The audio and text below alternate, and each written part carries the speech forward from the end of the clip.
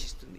ఈయనకి పూజ చేసిన అక్షతలు గరిక తల మీద వేసుకుని అప్పుడు వ్రతం మొదలు పెడతారు. అప్పుడు నిర్విఘ్నంగా జరుగుతుంది. లేకపోతే ఏమైనా ప్రతిబంధకం రావచ్చు. ఎంతంత పెద్ద పెద్ద విఘ్నాలవనివ్వండి ఆయన తీసేస్తాడు. అది ఎంత పెద్ద విఘ్నం కానివ్వండి, ఆయనని తలుచుకుంటే మాత్రం ఇంకా విఘ్నం నిలబడదు.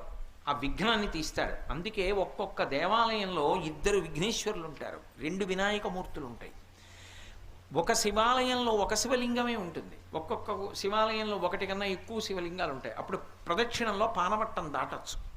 సరే, ఇప్పుడు శైవాగమానికి సంబంధించిన విషయం ఎందుకు, కానీ వినాయకుడు సాధారణంగా ఒక్కడే ఉంటాడు, ఉండాలి కూడా.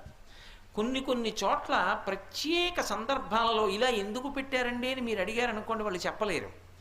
కానీ ఒక్కొక్క చోట ఒక్కొక్క ప్రత్యేక సందర్భంలో 2 వినాయకులు ఉంటారు. 2 వినాయకుల్ని ఎందుకు ప్రతిష్ఠ చేస్తారంటే